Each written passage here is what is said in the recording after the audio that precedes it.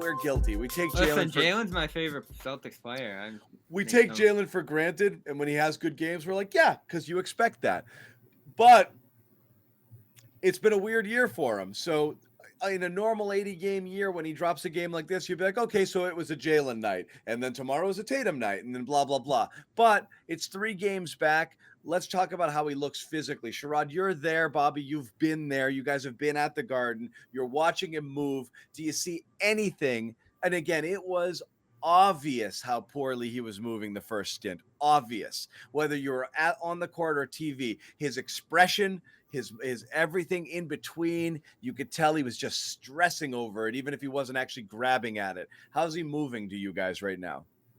I think he's moving decent, but part of his biggest problem, I think, is more mental than physical at this point. I do think that there's some mental scar tissue that he's kind of breaking through and getting past because Yeah. this is an injury that has affected him twice, at least 2 times, to where he's missed significant time. And that has a way of causing some some second guessing of your body when you're out there. So I think Jaylen, what he's finding is that as the game goes on, his body is saying, this is okay. You can be the Jaylen before all this stuff was happening. Do that. And that's why I think as the more we watch Jaylen play, the better he's going to consistently be in the latter stages of play than he is at the start of games. Yeah, I like the movement, especially compared to where he was. It was a disaster, those 5 games where he came back early. You just looked at the efficiency. That's something I've come to just expect flat out from him is 50% or above, nailing threes at a high rate, scoring in a short amount of time, like 16 and 14 minutes to start this one. I had a friend text me who doesn't watch the Celtics every game but went to this game, and she was like, man, I didn't even realize Jaylen had 16 after the first. Like, how'd that happen? And that happens all the time. He just gets going, and you're like, holy crap, he has 10 already in the first. Oh, he's got 20 at halftime. He is one of the most efficient guys when he's right I've ever seen at the wing position. I remember he kind of broke it was 18 for 22 last year. He had that level of a game, which I think was stood up among some of the most efficient games ever for a guy at his position. He is just the tone setter on this team in many ways to me. You're starting to see him on the ball more often. He's doing some things with Rob in the lane. He's getting them out on the break again and again. You think about the pace issues that Ime commented on pregame. Jaylen just solves them by being out there. They play faster when he's out there. He makes them get out on the run. You're not going to play slow if he's healthy, right, on the No. ball. Yeah, and this isn't an opportunity to rag on Tatum because I like a lot of what Tatum's done lately, just in terms of the evolution of his game and other aspects beyond just scoring. Even though I think there are elements of his scoring that have improved as well. We talked about the stuff at the rim, but it is freaking maddening when Tatum, who's been more aggressive on the boards, pulls down a defensive rebound and just turns and starts to walk it up the court.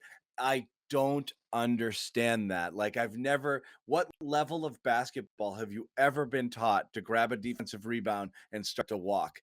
Ever. You either run yourself or you pass it up the floor to someone They were flying tonight. and they run. So yes, you're right. Brown, that's much more his mentality. If they're getting it off a miss and he goes and you're keeping the defense on their heels. Tatum just gets those boards and walks, and he just can't get that out of his head. He's been better. He's been better this year. That's the one thing that still drives me crazy. He's so deliberate, after grabbing a defensive board and turning it up. And you're right. You do see Jaylen helps them do it. They are, generally speaking, from a pace of play perspective, not one of the faster teams. Can I say this too? And I've had conversations with other fans at this point. I've looked at the trade machine. I've given this more thought than I ever have before this year, just given where they're at and the trade value that we've talked about. They should never, ever trade Jaylen for anything. Like, they have to keep him. They have to. He's just too good. You can't trade a guy. We've talked about selling low for him in the pieces. That would be a disaster just in terms of value. I don't think there's 1-for-1 trades out there. Like, at this point, the Lillard one, I'm kind of out on Brown being the guy in the middle of that trade. Simmons, certainly, I'm not swapping them out. Sabonis, no. Like, who around the league would you? Towns, That's no. the I'm point. not no on Towns for him. Everything is a lateral move unless you get pieces. He's too good. Everybody's begging for this guy. I had Justin Rowan on Dome Theory, and he's like, "Can we get Jaylen to Cleveland, please? Please, Yeah. we'll give you anything." I know.